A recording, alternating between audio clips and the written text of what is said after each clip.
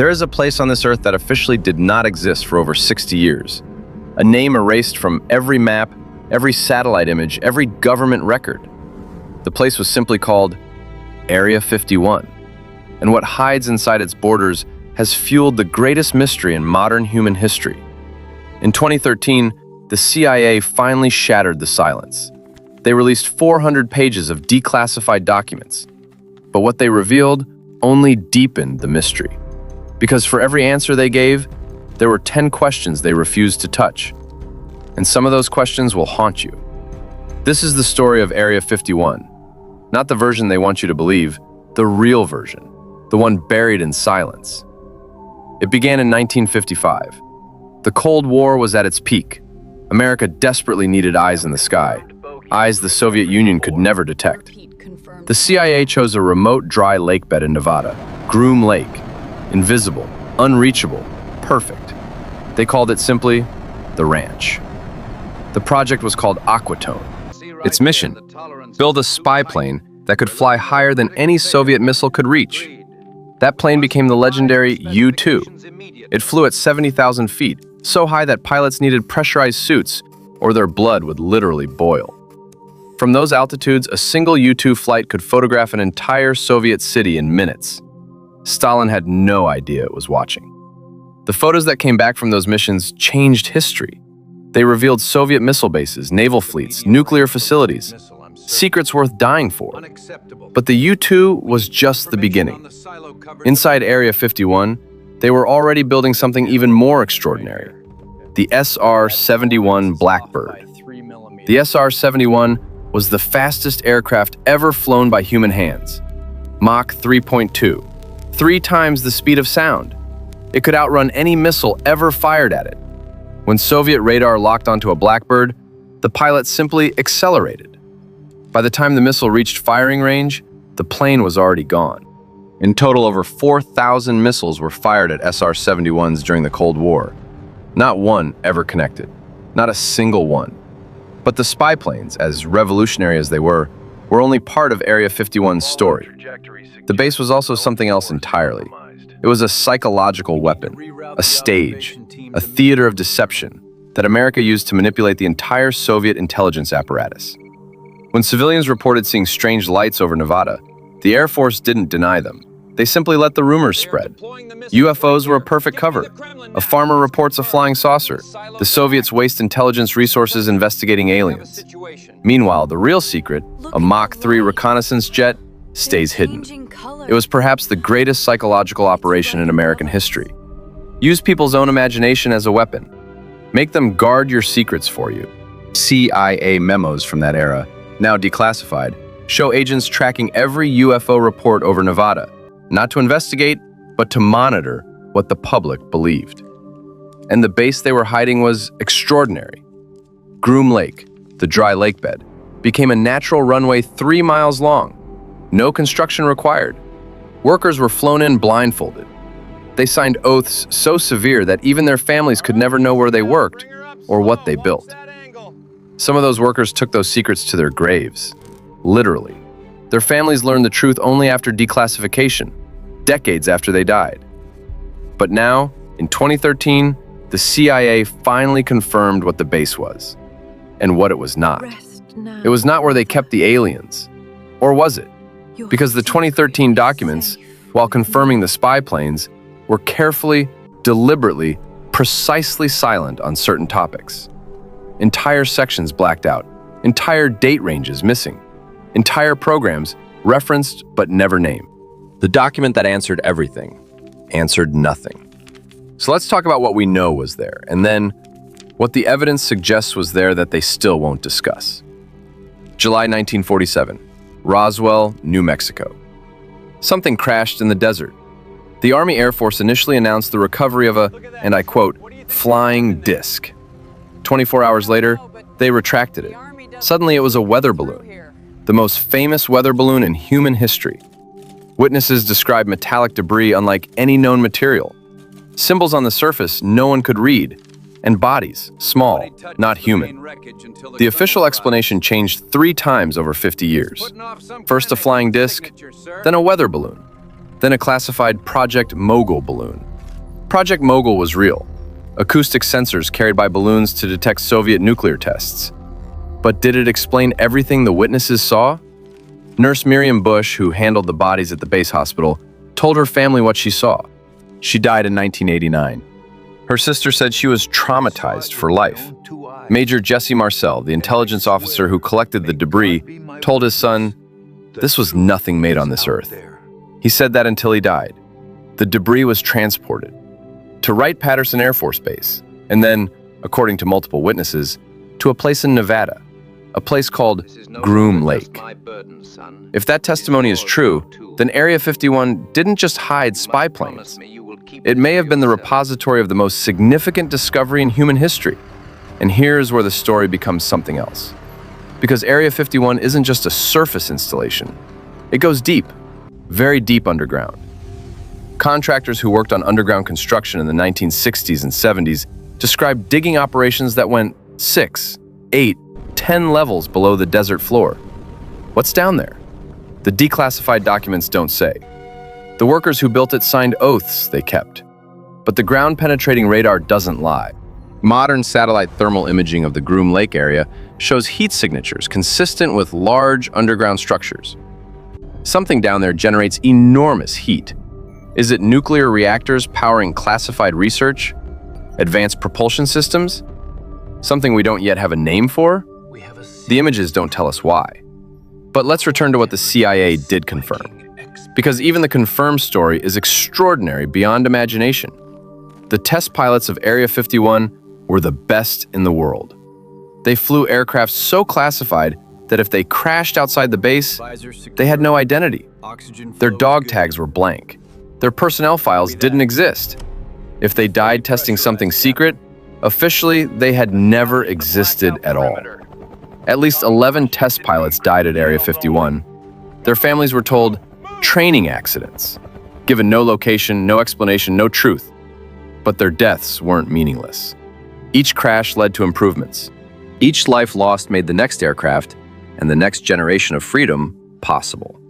By the late 1970s, something new was being built at Groom Lake. Something that would make the SR-71 look ordinary. The F-117 Nighthawk, the world's first stealth aircraft. Invisible to radar, a plane so geometrically strange, it looked like nothing from Earth. And people noticed. Every test flight generated new UFO reports. The F-117's angular shape, its silence, its impossible maneuverability, no civilian had a reference for it. When the F-117 was finally revealed to the public in 1988, 13 years after it began testing, the UFO reports over Nevada immediately decreased. CIA analysts later confirmed a significant percentage of Cold War UFO sightings could be explained by classified aircraft testing over Nevada. A significant percentage, not all. Which raises the question that the CIA's 2013 documents never answered. What about the rest? Because here's what no declassified document has ever explained. The Bob Lazar testimony. And Bob Lazar is either the greatest hoaxer in history, or he's telling the truth. In 1989, a physicist named Bob Lazar appeared on Las Vegas television claiming he had worked at a facility called S4, adjacent to Area 51. S4, he said, was where the government stored and studied 9 recovered extraterrestrial craft, and he had worked on their propulsion systems. His description of the propulsion technology was specific. Element 115, a then unknown element, used to create gravity waves that bent space itself. In 2003, 14 years after Lazar's claim, element 115 was synthesized by Russian and American scientists.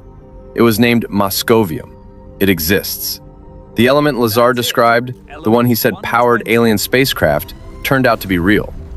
That doesn't prove his story, but it doesn't disprove it either. Investigators tried to destroy Lazar's credibility. They claimed he had no credentials. Then journalists found his name in a Los Alamos National Laboratory phone directory. His W-2 tax forms, eventually surfaced, listed the Department of Naval Intelligence as his employer. His story was harder to dismiss than they wanted. But here's what makes Area 51 something more than a conspiracy theory. It's not what we believe happened there. It's what we can prove was hidden. MK Ultra, the CIA's mind control program. active from 1953 to 1973.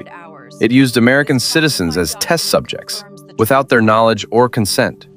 LSD, hypnosis, electroconvulsive therapy, sensory deprivation, sleep deprivation. The CIA wanted to know if they could control a human mind completely. They destroyed most of the records in 1973 when they feared congressional investigation. But some survived, and what survived was damning enough. At least one death was directly linked to MK-Ultra experiments. Frank Olson, an Army scientist, fell from a New York hotel window after being given LSD. His son has spent decades arguing it was murder. A CIA assassination to silence someone who knew too much. The case was never fully resolved. MK-Ultra wasn't confirmed to the public until 1977.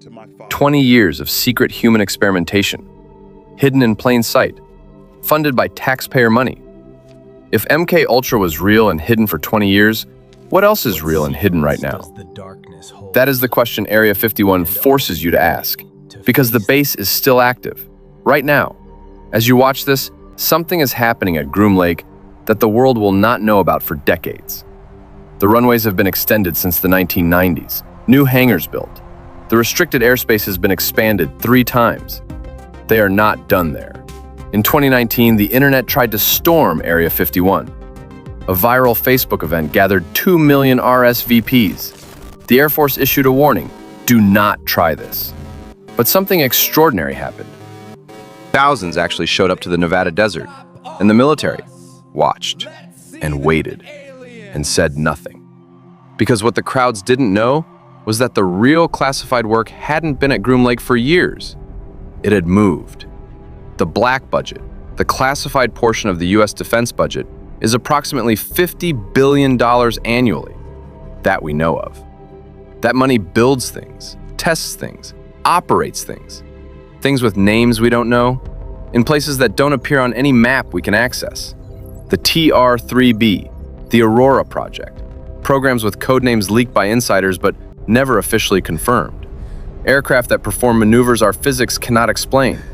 Declassified Pentagon UFO videos, released officially in 2020, show objects performing maneuvers that no human-made aircraft should be capable of. The Pentagon called them UAPs, unidentified aerial phenomena. They didn't say alien. They didn't say American classified. They said, we don't know. In 2023, former intelligence officer David Grush testified before Congress under oath that the U.S. government possesses non-human craft, under oath. Perjury before Congress is a federal crime. Grush knew this when he spoke. His testimony was not dismissed by the Department of Defense, it was investigated. Whether you believe him or not, something has shifted. The language from governments worldwide has changed. UAP is now taken seriously at the highest levels. Japan, Canada, Australia, and the UK have all opened official UAP investigation programs. This is not happening because governments believe in science fiction. Something is being seen. Something is being tracked.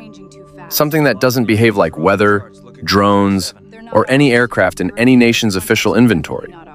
And Area 51 sits at the center of this story. Not because we know what's there, but because it's where secrets go when they're too big to tell.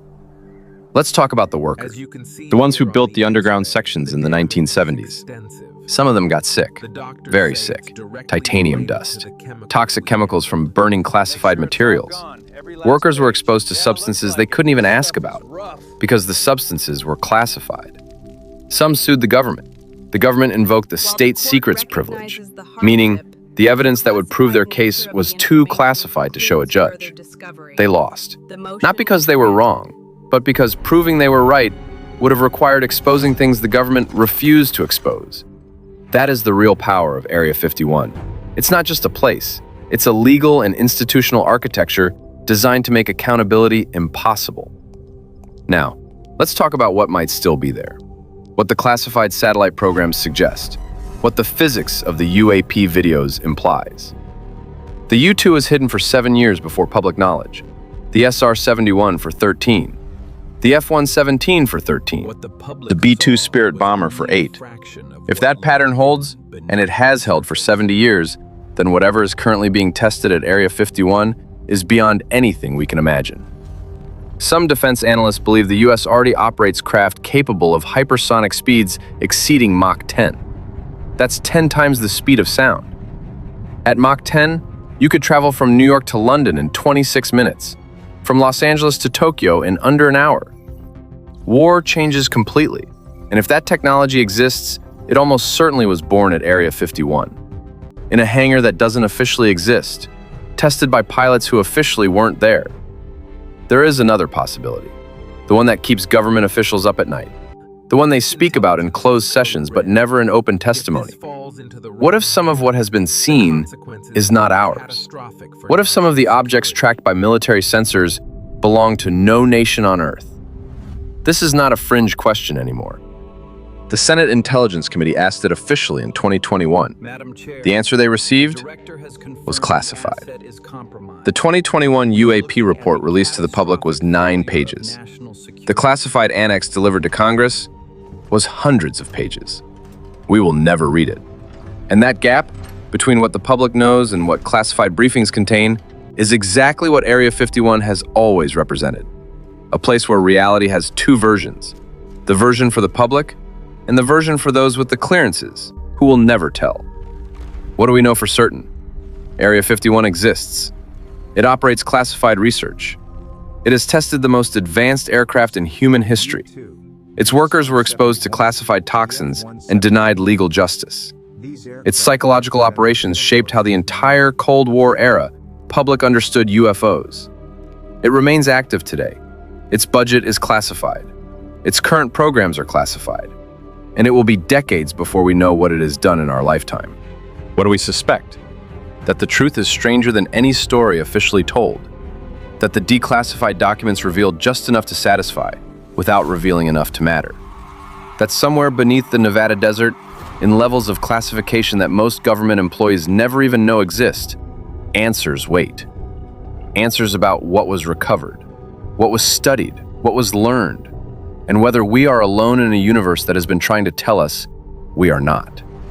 The Fermi paradox asks, in a universe with trillions of stars, where is everyone? The silence of space has always been the greatest mystery. But what if the silence isn't silence? What if the signals have arrived, and the people who receive them work at a base in Nevada? We may never know. That is the truth of Area 51. It is not a place that gives answers. It is a place that perfects the art of questions. Questions that governments use to control narratives. Questions that conspiracy theories fill when facts refuse to. Questions that matter because reality does. In 1955, they built a base to hide a spy plane. 70 years later, that base still hides things. The spy plane was the cover story then. What is the cover story now? What is the declassified revelation of 2073 going to explain about what is happening in 2024? What will our grandchildren learn about what we didn't know? What will they say about us, the generation that asked the questions but couldn't get the answers? Area 51 teaches us something fundamental about power, that the most important things are rarely the things we're told to look at. The spy planes were extraordinary. The stealth aircraft were revolutionary. The declassified documents were genuinely historic. And they were also a perfect distraction. Because if the CIA's 2013 release was designed to satisfy curiosity, they chose what to release. They chose what questions would seem answered. They controlled the revelation. And a controlled revelation is not transparency. It is a more sophisticated form of the same secrecy. Area 51 will not give up its deepest secrets in our lifetime. The classification levels that protect them have no expiration date. Some of those documents are marked permanent classification. Not 50 years, not 100 years, never. Some things they have decided you will never know. But here's what gives me something like hope. Every program that was permanently classified eventually came out. MK Ultra, the U-2, the SR-71. The truth doesn't die with the people who know it. It waits, in files, in memories, in the conscience of people who are there. And someday, perhaps in our lifetime, perhaps in our children's, the next set of files will open. And we will look at what they contain. And we will understand, finally, what we were living through without knowing it. What was happening above our heads and beneath our feet. Area 51 is not just a place in Nevada. It is a mirror. Look into it, and you see the distance between what you're told and what is true. The base is still out there. Right now. Tonight. Whatever is inside it continues. The question is not what they found inside Area 51. The question is, what are they finding now?